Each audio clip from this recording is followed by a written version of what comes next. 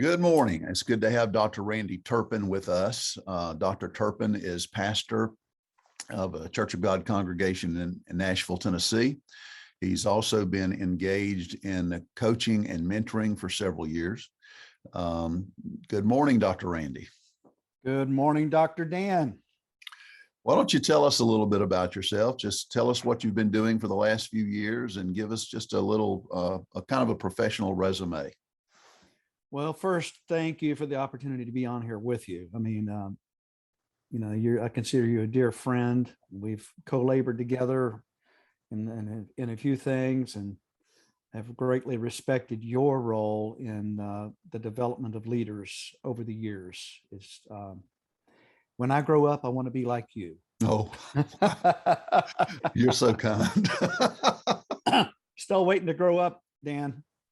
Yeah. Anyway. Well, I'm currently pastoring in a kind of a transitional environment. I'm 63 years old, so I'm the way that I'm approaching life and ministry is a little different than what I have for most of my ministry.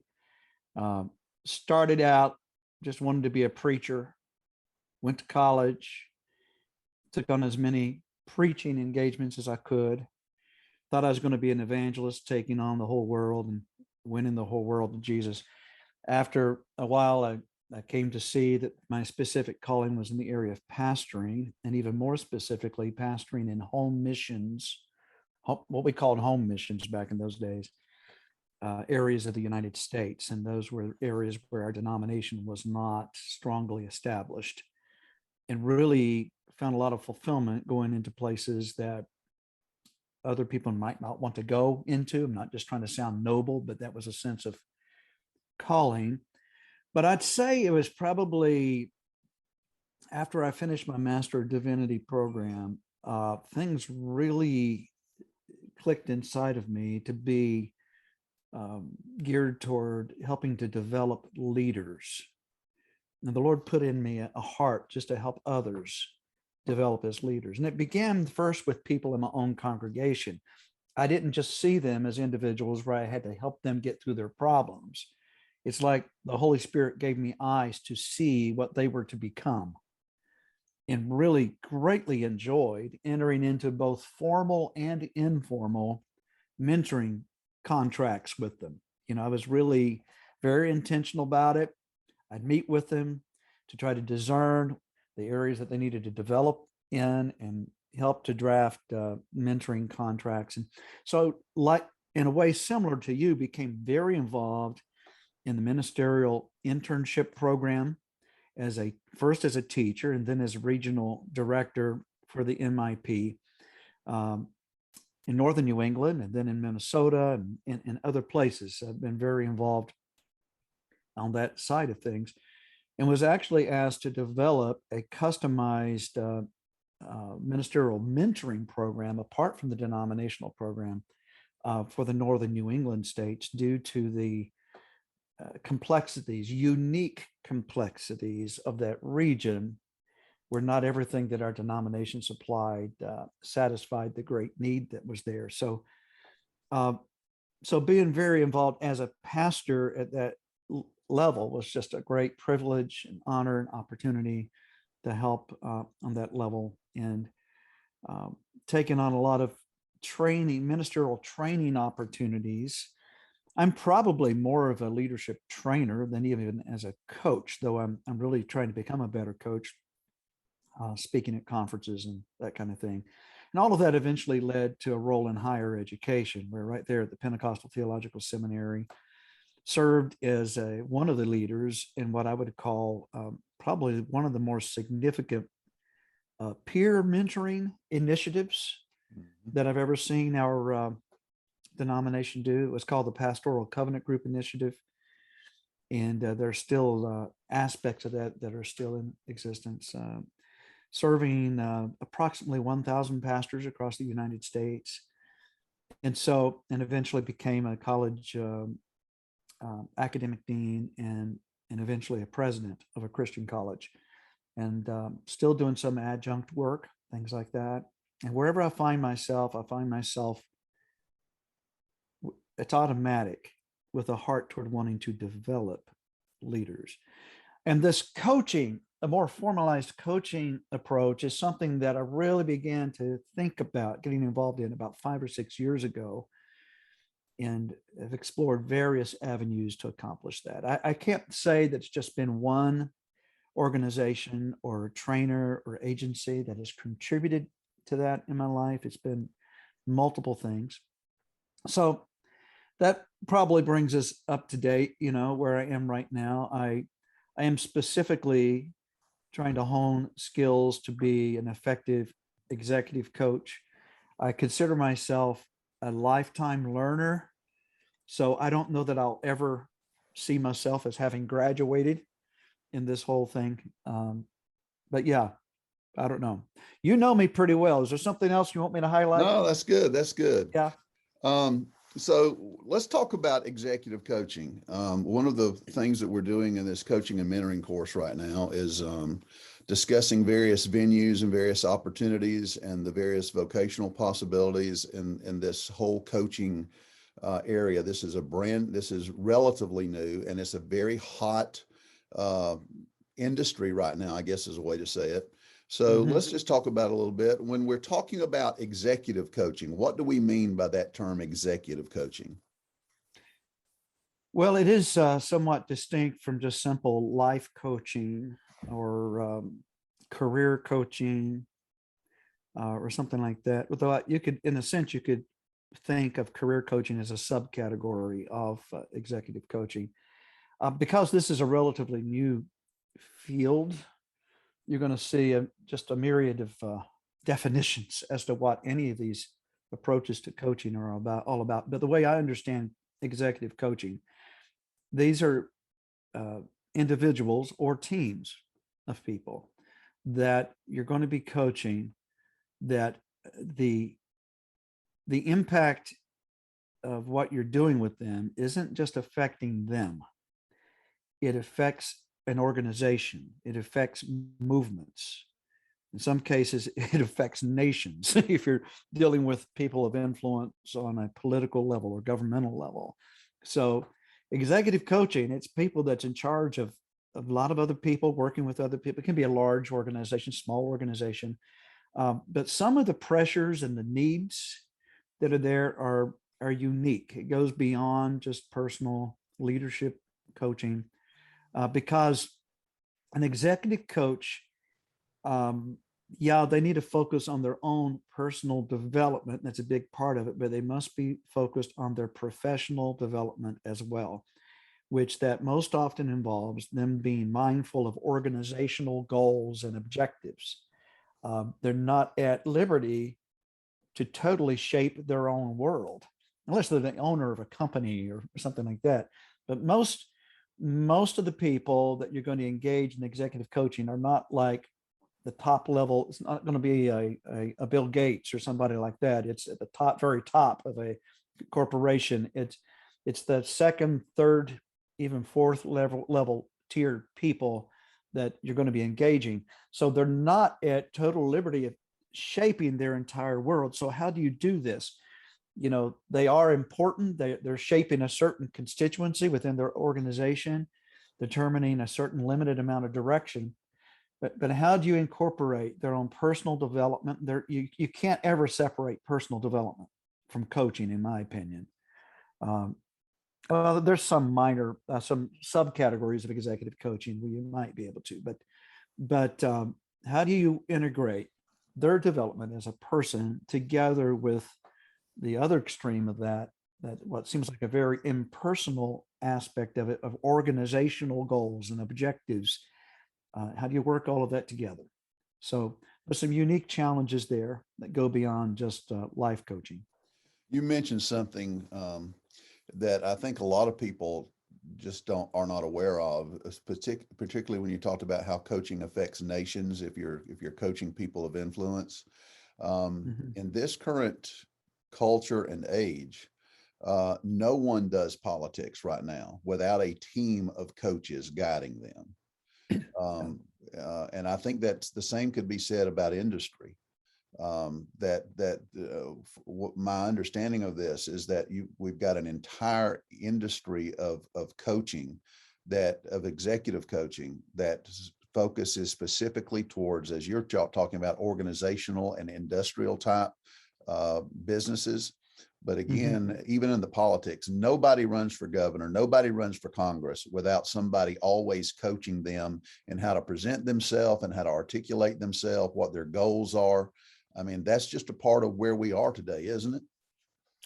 It really is. I think it's foolish to think that anybody could survive in that world without having people who are experts and not just experts, but people that know how to ask the right questions to get you thinking and planning properly in various aspects. I mean, for instance, if you're talking about a politician, they really would do well to have a communications coach, somebody that coaches them in communications. I'm having to restrain myself here because I think we can all think of people that we wish that they'd taken advantage of communications coaching, or let somebody else manage their social media. Let's just leave it right there. But if you feel like you need to start over on this recording, you got my permission. No, we're good. But I mean, the higher up you get, I think the more facets of your life and leadership you're going to need help with, because no single person is going to be an expert in all of the areas that they're going to be responsible for. Right. I believe a good leader in general, somebody that knows their strengths, but they also see their areas of weakness. And of course, this is just leadership 101. I mean, you surround yourself with people that aren't like you, but people that are strong in areas where you are weak. And to have an honoring relationship with those individuals where you're not going to be threatened if they say, hey, you're doing this wrong or whatever, it's, so much so the higher you get in influence, I think the more that you need that type of coaching around you. I've been recently listening to the podcast, The Rise and Fall of Mars Hill, which is detailing Mark Driscoll's rise and then subsequent fall. There's a lot of emphasis there on Christian celebrity. There's a lot of emphasis there in his management and sometimes mismanagement of media. And one of the things that they point out over and over again is that his board tried to call him to accountability, and he just rejected it. He chose to resign rather than to fall into accountability. And I think the thing that's sad there is that he often said he wished he had a group of people around him to coach him. But time and time again, when people did try to advise him or coach him, he rejected that. So one of the things I'm wondering, how do we, when we're trying to coach people, because people who are influential have strong egos. That's one of the reasons they're influential. They know how to present themselves. They know how to be influential. And with that comes a strong ego. So one of the things I'm wondering here is, how do you coach humility? How do you approach these people with these great egos to try to keep them accountable and keep them directed towards the mission? That is a good question. I've got to be careful here because I've been around some high profile people, and I don't want to give away who those individuals are. And for whatever reason, I don't know why, God has given me great favor. Not so much to directly coach humility, but I don't know. Can I just bring it to basic Pentecostal charismatic way of thinking? I think there's an anointing that goes with this. That if you yourself are carrying a spirit of humility about you, I think you increase the possibility that you may inspire that in others. In terms of coaching it, unless somebody's asking for it, now occasionally you come across people that they'll admit, hey, I admit I'm arrogant, I'm prideful, can you help me? Well, that is a discipleship function, probably more so than even coaching. But sometimes discipleship and coaching get so intertwined. I don't know that you Right. can distinguish. Okay. But I think that pastoral anointing helps with that. And those times I take the risk of confronting a high profile person in love, in humility myself, and just say, can I just speak frankly to you? You know, I'm your friend. Consider you my friend. I trust you. I think you trust me. And you can take or leave what I'm saying. You can see approaching it with a bit of humility. And I don't know, Dan. I don't have a silver bullet for that one. Well, I It's understand it's tough. a difficult question, but I think it's a question because that it's important because we have to recognize the temptation that in being influential people, that there is always the temptation to allow the power to intoxicate us. And I think it's wise. I think that, as you said earlier, Leadership 101, as you surround yourself with people, often people who are better than you are, often people who are smarter than you are. A wise leader does that. And I'm wondering, because my experience has been in conversations and mentoring and coaching high profile people, that these can become difficult conversations. They don't always receive them well. True. You're not going to be guaranteed that you can that they will receive it well, but sometimes it has to be said, even if it ends up being a deal breaker, Right. because it is futile to try to coach or teach or lead an unteachable person. You know, Yeah. I think the coach has to assess, is this person coachable? Right. Exactly. Exactly. And the thing that I've pointed out several times is that sometimes in the coaching mentoring process, we just have to come to the conclusion that there's no way to go forward and just to break off the relationship. I think that that's regrettable, but I think sometimes that's necessary. Yeah, I agree with that. So most of your experience has been in coaching lead pastors.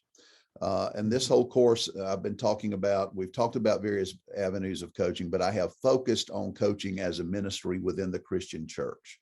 So just share with me a little bit, some of the things that you've learned about coaching lead pastors, some of the things that someone who wants to coach a lead pastor, some of the things that we need to be looking for, some of the important things that we need to be aware of when we go into a coaching relationship like this. I think that first we have to assess, is it really coaching that they need? I mean, for some, they need therapy, coaching, rather than coaching, And we need to make the distinction, because I've made this distinction in this class, that coaching is not therapy. And if we determine that what they need is therapy, then we need to recommend them to a therapist. Absolutely. And some, what they're really looking for is not a coach. What they need is a consultant.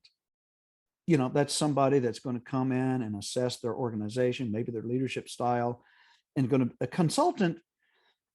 I don't think you've hired the right consultant if they don't rub against the grain of who you are and what you're doing. A consultant's going to be direct and say, you need to do this, this, this, and this, and a coach doesn't work that way, so, I mean, if a quick fix is needed, a consultant is probably the better option for quick fixes. But if you're really looking for lasting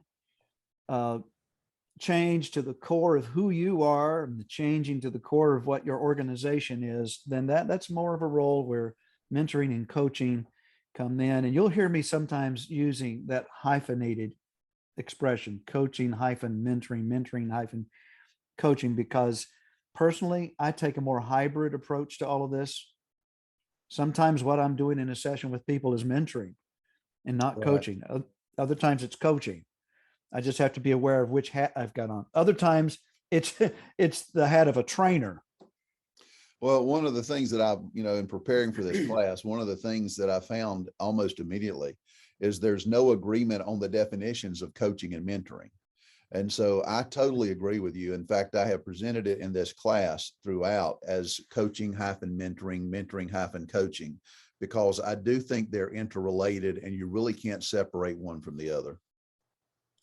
I don't think so. And I think that we're especially geared that way because we're really geared toward formational leadership, as a model that most of us in probably the seminary context and charismatic Pentecostal context are trying to be formational leaders, where it's not just about getting people to fulfill tasks and roles and responsibilities, but it's about their formation spiritually and otherwise, and the formation of everybody around them.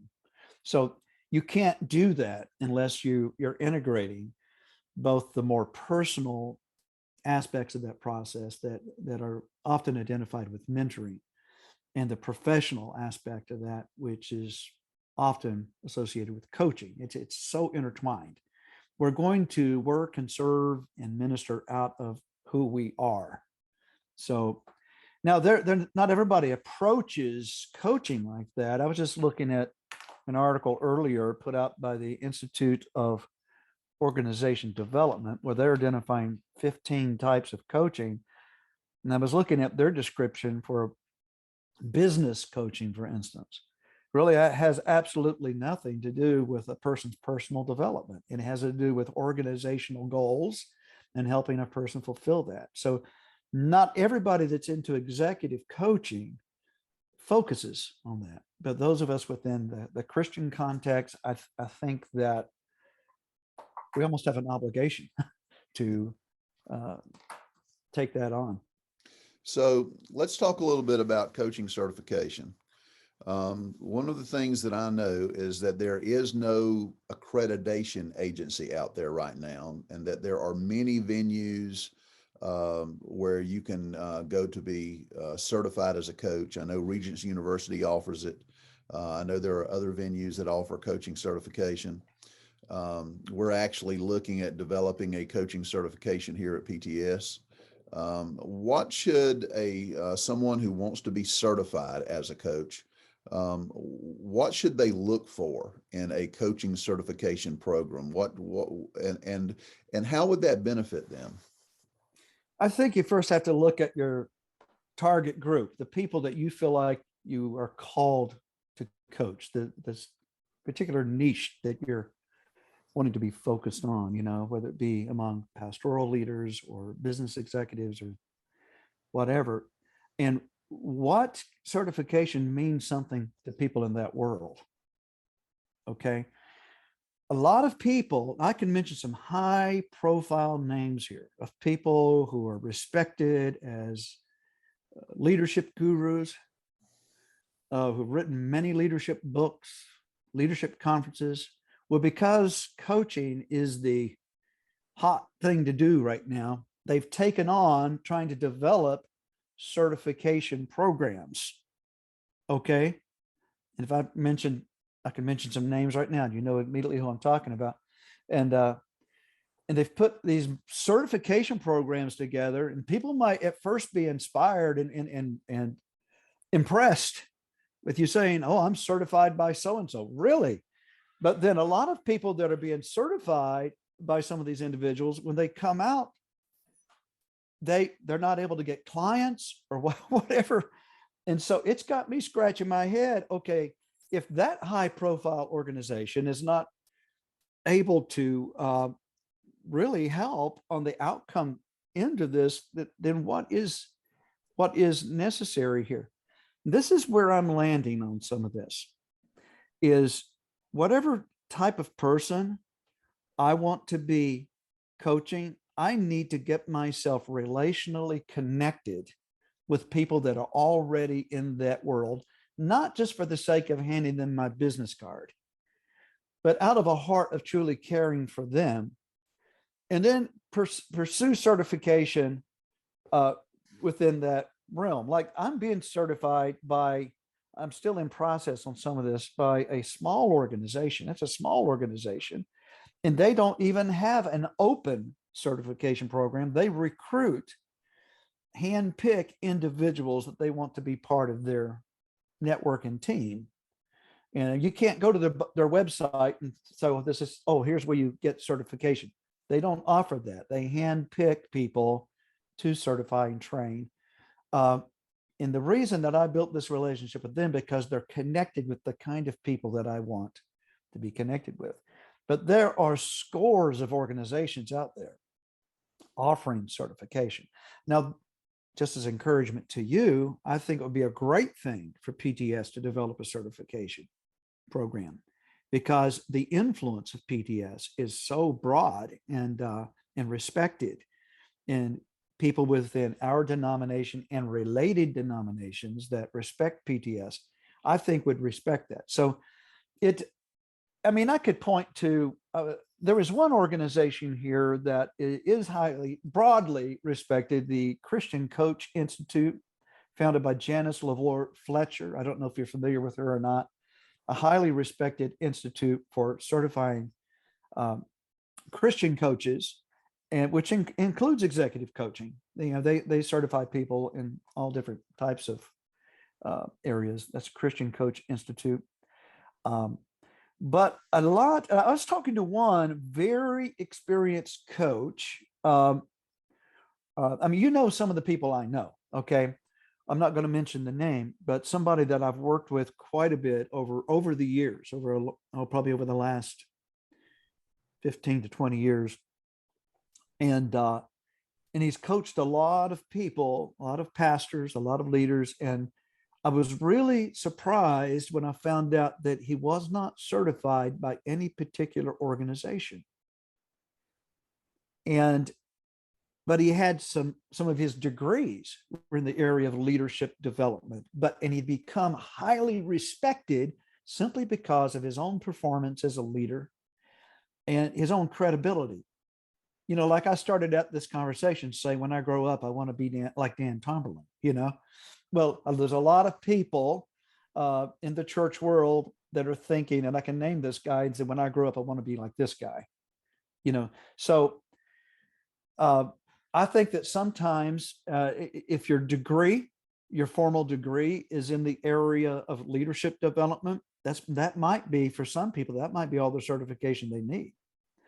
Others may want to go with an organization like Christian Coach Institute, if you're willing to put out a few $1,000s, to accomplish that, which would probably be worth it. You're always going to gain something. Even if you don't gain 100 clients or whatever, immediately after you're certified, you're going to gain something through most of these programs. I can't say about any of these programs because I haven't familiarized myself with all of them. You'll gain something that's going to help you through, I think, even some of the more not as well known programs. Am I helping you at all? Yeah. All right. In this field of coaching, again, this is relatively new, but it has seen an explosion, and there are all sorts of fields of coaching. This is where people are taking on coaching as a profession, not simply a vocation. Most of the people that you and I deal with, as we've already pointed out, we deal with it in the context of Christian ministry and formational leadership development. But there is a lot of coaching out there that is more task oriented, as you pointed out, with executive coaches with business. It's more about organizational goals, more about organizational tasks. So talk to us a few minutes about how the field is growing, where you see it going, and what we need to be aware of in this expansive field of coaching. Well, it's a huge paradigm shift to taking a more developmental approach to leading organizations as opposed to just a management approach. And I think that over time, organizations, corporations, ministries are going to come into an increased awareness that we've got to have some, they may not call it coaching, they may not call it mentoring, but basically this is what I think where the thinking is we got to have a more of a coaching mentoring approach to growing our organization, growing our team, and helping them to become more competent and to get, we don't want just sprinters, we want long distance runners. It's going to require more of a coaching approach and awareness within corporations. Now, so it seems to me, now there may be some companies, there are companies that hire coaches as part of their staff, their responsibility is to coach various levels within the organization. Like there are those that I was just considering some of these, jotted down some notes. I mean, there are those who in the field of executive coaching who their expertise is in the area of presentation and communication coaching, or there are companies that really they need personnel to be better equipped in that area. Now, you and I might refer to that as more of a trainer's role, but they look at it as being a coaching role. Some are in need of what's called targeted behavioral coaching. Well, that kind of sounds like counseling, but it can be a role of coaching where there is just some behavioral problems within certain key people in the organization. They might need a coach to come alongside them to help them to recognize where they are and help them get to where they need to be. Which, as a side note, that's basically what coaching is in a concise definition, is a person that helps a person to get from here to here. It's like a stage coach.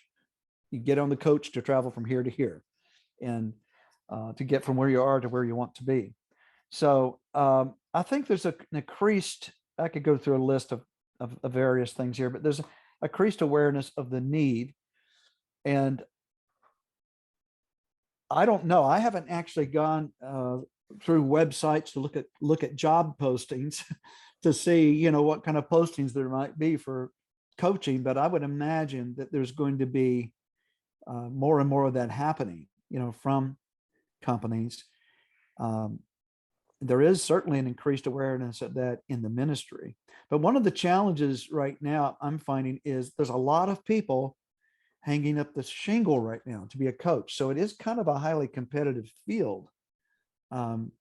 This is why I encourage people, don't quit your day job.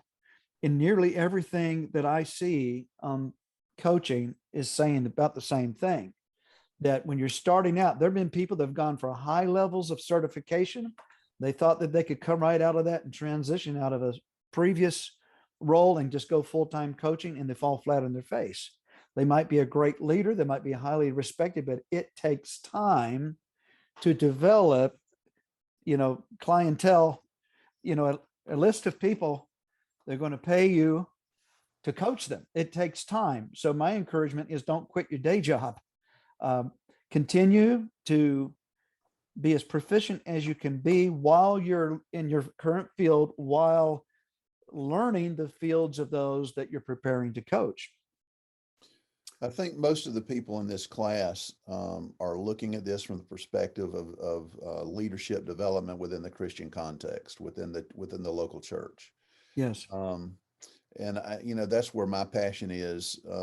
And the conversations you and I have had, what I'm focusing on is coaching early career pastors in the first 5 years, because we both know that many pastors don't survive past their early period, that pastoring is a really, really tough job.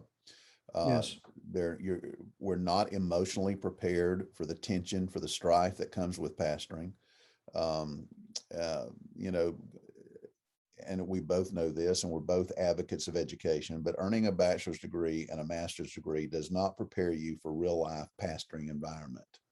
Right. There's a lot of things you've got to learn about your own self, about your own emotional awareness, to be able to navigate all of the various emotional systems that you're going to find in any congregation.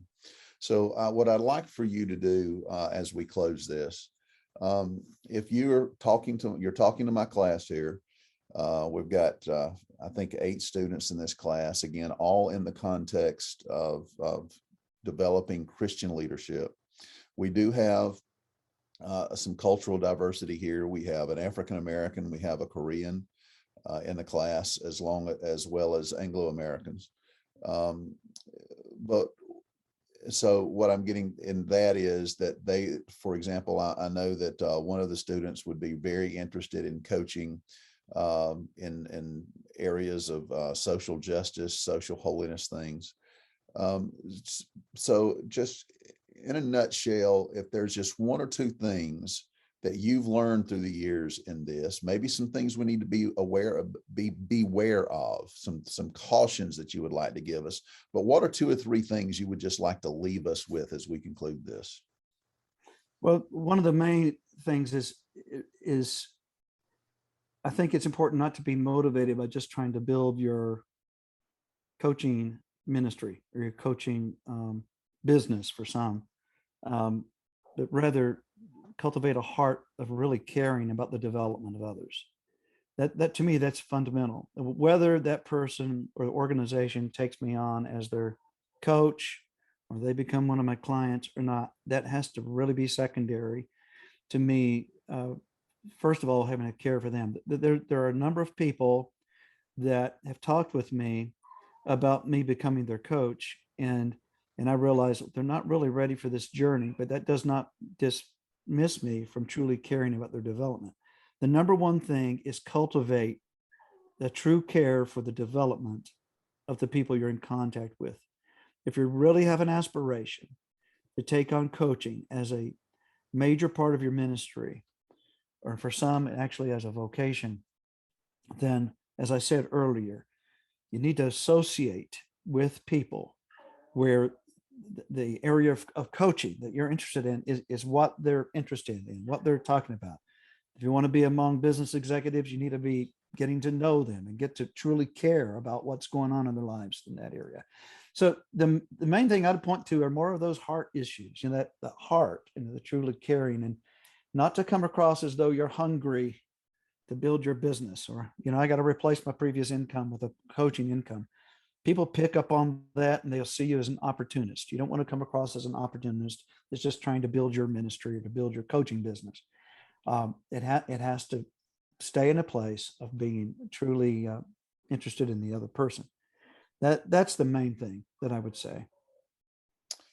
Very good. Thank you, Dr. Randy Turpin. It's a joy always to talk with you. And I want to say, I want to be like you when I grow up. You're a